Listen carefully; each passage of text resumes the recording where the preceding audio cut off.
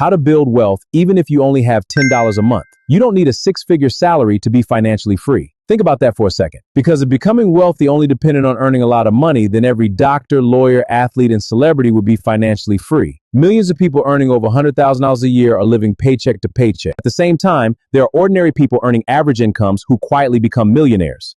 So today I'm going to show you how someone with just $10 a month can begin building real wealth. And no, this isn't another get-rich-quick fantasy. This is how wealth actually begins. Stay with me because the last lesson could completely change the way you think about money forever. The biggest lie about money. Most people think wealth starts with money. It doesn't. Wealth starts with habits. Imagine two people. The first person earns $4,000 every month. The second earns only $2,500. Who becomes wealthier? Most people would say the first. But what if the first person spends every dollar while the second invests just $10 every month and slowly increases it every year? 10 years later, the second person has built an investment habit. The first has built a spending habit. Income creates comfort. Habits create wealth. Why $10 matters. Some people hear $10 and laugh. What can $10 possibly do? The answer is much more than $0. Because investing isn't about the amount. It's about becoming the kind of person who invests. The hardest investment isn't your first $1,000, it's your first 10. Once your brain accepts that investing is normal, everything changes. The power of compounding. Albert Einstein supposedly called compound interest the eighth wonder of the world. Imagine planting a tree. The first year, it barely grows. The second year still looks small. By the 10th year, that tree is massive. That's the power of consistency. Money works the same way.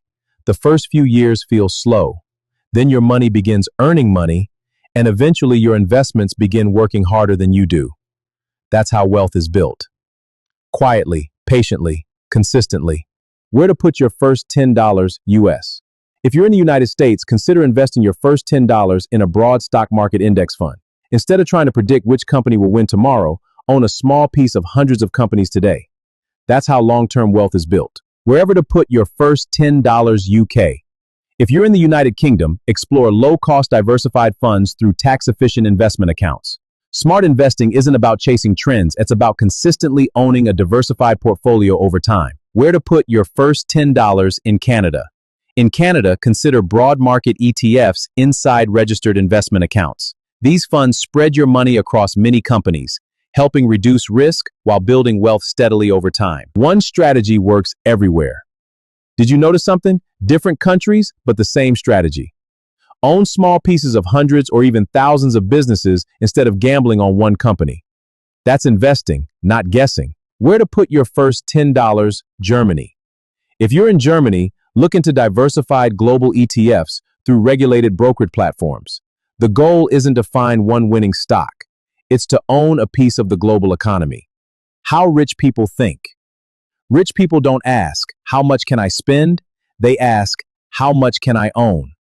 That simple mindset